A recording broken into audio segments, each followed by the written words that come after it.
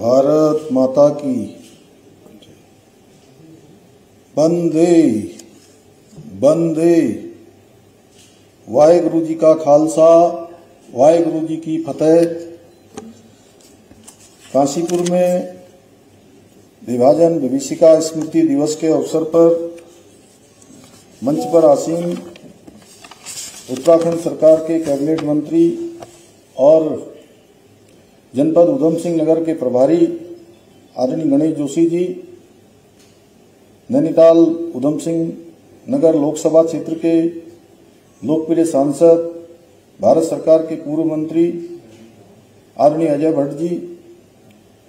काशीपुर क्षेत्र के लोकप्रिय विधायक आदरणीय त्रिलोक सिंह चीमा जी, काशीपुर के महापौर श्री दीपक बाली जी, पूज्य संत स्वामी हरि चैतन्य जी महाराज, जिला पंचायत के अध्यक्ष नवनिर्वाचित श्री अजय मौर्य जी, महापौर नगर निगम रुद्रपुर श्री विकास शर्मा जी, जिलाध्यक्ष भारतीय जनता पार्टी श्री कमल जिंदल जी, मनोज पाल जी, प्रदेश महामंत्री खिलेंद्र चौधरी जी, श्री दिनेश मानसेरा जी, राम मल्होत्रा जी, पूर्व विधायक हमारे वरिष्ठ नेता आदरणीय हरभजन सिंह चीमा जी, शशांक गहतोड़ी जी, पुष्कर काला जी एवं सभी आए हुए हमारे दायित्ववान सभी कार्यकर्ता, सभी ब्लॉकों के हमारे ब्लॉक प्रमुख, जिला पंचायत सदस्य, ग्राम प्रधान, नगर पालिका नगर निगम के सभी सभासद, पार्षदगण, उपस्थित सभी बड़े बुजुर्ग, माताएं, बहनें, सभी मेरे नौजवान साथियों, उपस्थित मीडिया के सभी मित्र और जिनको आज मुझे वहां पर सम्मानित करने का सौभाग्य प्राप्त होने वाला था, लेकिन मैं आप सबके बीच में वर्चुअल माध्यम से जुड़ा हूं, इसलिए मैं उनके पूज्य नामों का संबोधन कर रहा हूं। श्री जगदीश राज बाली जी, पीसी वर्मा जी, खरेबी लाल छावड़ा जी, किशन चंद खरबंदा जी, राम प्रकाश बत्रा जी, जवाहर सिंह जी, तिलक राज रावल जी, सरस्वती खुराना जी, मोहन बाटला जी एवं सभी हमारे विभाजन विभीषिका जिन्होंने उस समय इस चुनौती का सामना किया। सर्वप्रथम मैं आज के इस अवसर पर भारतवर्ष के विभाजन का दंश झेलने वाले प्रत्येक भारतवासी को नमन करता हूं, जिन्होंने देश के विभाजन का असहनीय दर्द सहा और आजादी की कीमत अपने लहू और आंसुओं से चुकाया। मैं उन सभी वीरों और उनके परिजनों को दोनों हाथ जोड़कर प्रणाम करता हूं, जिन्होंने अपना सब कुछ गंवाकर भी अपने देश, अपने समाज और अपनी संस्कृति को जीवंत रखा। ये मेरे लिए अत्यंत गर्व का विषय है कि मुझे आज विभाजन विभीषिका का दर्द झेलने वाले सभी सेनानियों को संबोधित करने का यहां से सौभाग्य प्राप्त हो रहा है। भाइयों बहनों, 14 अगस्त 1947 का वो काला दिन हम कभी नहीं भूल सकते, जब मजहब की आड़ में भारत माता को लहूलुहान कर दिया गया, भारत माता के दो हिस्सों में बांट दिया गया। जहां 1 और 15 अगस्त 1947 को पूरा देश आजादी का जश्न मनाने की तैयारी कर रहा था,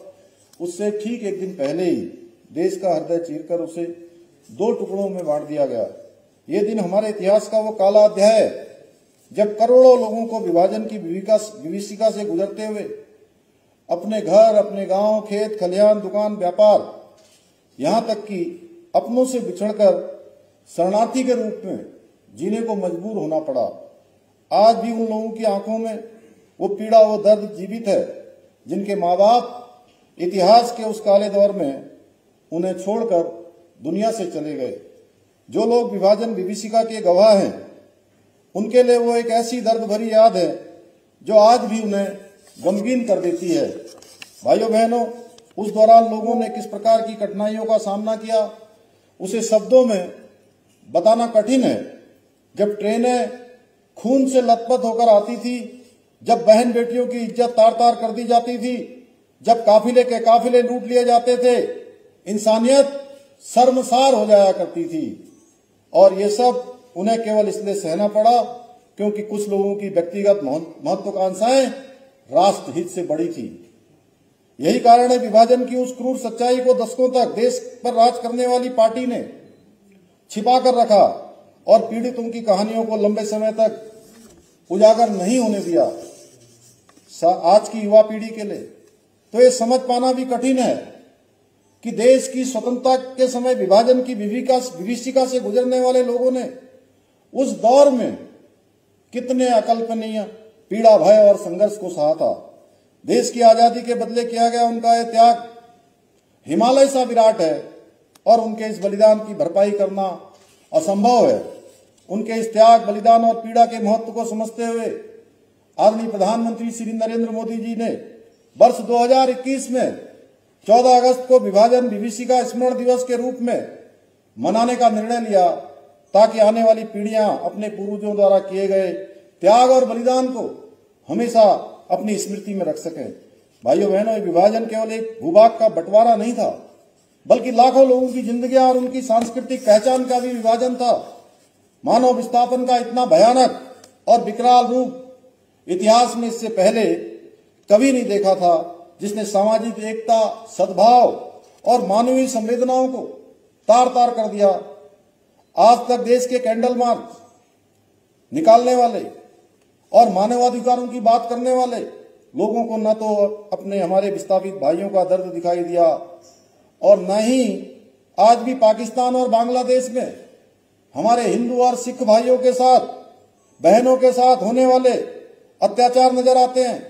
आज भी उन्हें अपनी घटिया वोट बैंक की राजनीति के चक्कर में केवल घुसपैठियों की चिंता सताती है, जो फर्जी दस्तावेजों के सहारे आकर हमारे अधिकारों का हनन कर रहे हैं।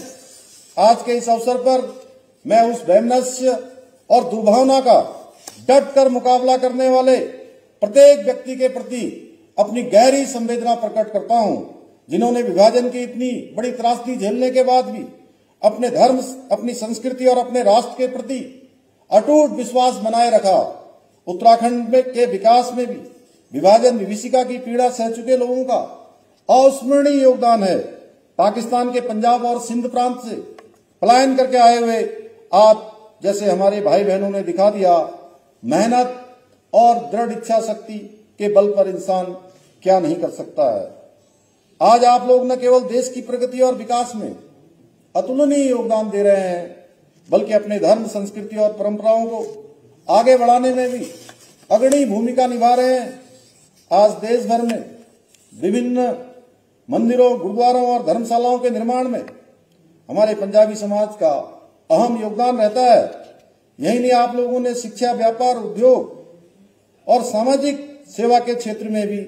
ऐसी मिसालें कायम की हैं, जिन्होंने न केवल अपने समुदाय बल्कि पूरे राष्ट्र के विकास को एक नई दिशा प्रदान की है। भाइयों बहनों, आज आदरणीय प्रधानमंत्री श्री नरेंद्र मोदी जी के नेतृत्व में जहां एक ओर भारत का समग्र विकास सुनिश्चित किया जा रहा है, वहीं हमारी सांस्कृतिक धरोहरों, परंपराओं और मूल्यों का संवर्धन और संरक्षण किया जा रहा है। आज आदरणीय प्रधानमंत्री जी द्वारा एक ओर जहां अयोध्या में भव्य और दिव्य भगवान श्री राम का मंदिर का निर्माण, बद्रीनाथ और केदारनाथ धामों का पुनर्निर्माण, बाबा विश्वनाथ के गलियारा का विस्तार, महाकाल लोक का निर्माण और करतारपुर साहिब कॉरिडोर के निर्माण कार्यों के माध्यम से हमारी धार्मिक विरासतों को दिव्यता और भव्यता के साथ पुनर्स्थापित कर देश में सांस्कृतिक पुनर्जागरण की नई धारा प्रवाहित की जा रही है। वहीं कश्मीर से धारा 370 की समाप्ति, ट्रिपल तलाक जैसे कुप्रथा का अंत, सीएए एवं वक्फ संशोधन कानून लागू करने तथा 1984 के दंगा पीड़ितों को न्याय दिलाने जैसे निर्णयों के माध्यम से एक भारत श्रेष्ठ भारत की परिकल्पना को साकार रूप प्रदान किया जा रहा है। आज आदरणीय प्रधानमंत्री श्री नरेंद्र मोदी जी के नेतृत्व और उनके मार्गदर्शन में हमारा राज्य भी विकास और समृद्धि के नए आयाम स्थापित कर रहा है। जहां एक और राज्य के शहरों से लेकर सुदूर पर्वतीय गांवों तक सड़क, शिक्षा, स्वास्थ्य, पेयजल सहित महत्वपूर्ण क्षेत्रों से जुड़े इंफ्रास्ट्रक्चर को मजबूत किया जा रहा है, वहीं दूसरी ओर हम राज्य की समृद्ध सांस्कृतिक विरासत के संरक्षण और संवर्धन की दिशा में भी निरंतर प्रयासरत हैं। हम केदारखंड की भांति मानसखंड के पौराणिक मंदिरों के भी पुनरुत्थान एवं सौंदर्यीकरण हेतु संकल्पित होकर कार्य कर रहे हैं। इसी क्रम में हमने जहां एक और काशीपुर के चैती मंदिर को मानसखंड कॉरिडोर का हिस्सा बनाया है, वहीं हम यहाँ के विभिन्न प्राचीन मंदिरों और शिवालयों के निर्माण और सौंदर्यीकरण के हेतु भी निरंतर प्रयास कर रहे हैं। इसके साथ ही हम हेमकुंड साहब जाने वाले सिख श्रद्धालुओं की यात्रा को और अधिक सुरक्षित और सहज बनाने हेतु गोविंद घाट से हेमकुंड साहब तक 12.5 किलोमीटर लंबे रोपवे का निर्माण भी करवा रहे हैं। यही नहीं, हमारी सरकार द्वारा 1947 के विभाजन का दर्द झेलने वाले शहीदों की स्मृति में विभाजन विभीषिका स्मृति स्थल का निर्माण भी कराया जाना प्रस्तावित है। हमारी सरकार विभिन्न परियोजनाओं के माध्यम से काशीपुर के समग्र विकास के लिए भी प्रतिबद्ध होकर काम कर रही है। भाइयों बहनों, हमने राज्य में कई ऐतिहासिक निर्णय भी लिए हैं जिन्हें पूर्व की सरकारों ने अपने राजनीतिक स्वार्थों के चलते ठंडे बस्ते में डाल दिया था। हमने जहां एक और देश में सबसे पहले समान नागरिक संहिता का कानून लागू करने का ऐतिहासिक कार्य किया है, वहीं देश का सबसे प्रभावी नकल विरोधी कानून भी लागू किया है, जिसके परिणाम स्वरूप उत्तराखंड में पिछले 3 वर्षों में लगभग 24,000 से अधिक युवाओं ने सरकारी नौकरियां पाने में सफलता प्राप्त की है। इतना ही नहीं, हमारी सरकार देवभूमि उत्तराखंड के सांस्कृतिक और डेमोग्राफी को सुरक्षित रखने के लिए भी पूरी तरह से संकल्पबद्ध होकर काम कर रही है। इसी संकल्प के साथ हमने जहां एक और प्रदेश में सख्त धर्मांतरण रोधी और दंगा विरोधी कानूनों को लागू किया है, वहीं लैंड जिहाद, लव जिहाद और थूक जिहाद जैसी घृणित मानसिकताओं के खिलाफ भी कड़ी कार्रवाई सुनिश्चित की है। हमने प्रदेश में लैंड जिहाद पर कार्रवाई करते हुए लगभग 7,000 एकड़ से अधिक की सरकारी भूमि को लैंड जिहादियों से मुक्त कराया है। इसके साथ ही करीब 250 अवैध रूप से चलने वाले मदरसों को सील करने के साथ ही 500 से अधिक अवैध संरचनाओं को भी हटाया है। इतना ही नहीं, हमने प्रदेश में ऑपरेशन कालनीमी भी प्रारंभ किया है, जिसके माध्यम से हम राज्य में सनातन संस्कृति को बदनाम करने वाले पाखंडियों के खिलाफ सख्त कार्रवाई कर रहे हैं। भाइयों बहनों, उत्तराखंड की ये पावन धरा जहां वेदों की ऋचाएं गिरजी है, जहां गुरु नानक देव जी और हिंद रक्षक गुरु गोविंद सिंह साहब के पावन चरण पड़े हैं, उस पवित्र भूमि पर हमारी गौरवशाली सांस्कृतिक परंपराओं को समृद्ध करना हम सबका कर्तव्य और संकल्प है। मुझे पूरा विश्वास है कि आप सभी अपने इस कर्तव्य को निभाते हुए उत्तराखंड को देश का श्रेष्ठ राज्य बनाने के हमारे विकल्प रहित संकल्प को पूर्ण करने में इसी प्रकार एकजुट होकर कार्य करते रहेंगे। इन्हीं शब्दों के साथ मैं पुनः विभाजन की विभीषिका को झेल रहे प्रत्येक व्यक्ति का स्मरण करते हुए मेरे एक पंजाबी मित्र संकल्प सिंह गुड्डू की बंटवारे और उसके बाद पंजाबी समाज द्वारा दिखाए गए अदम्य साहस पर लिखी कविता के साथ अपनी बात समाप्त करता हूं। उन्होंने लिखा था,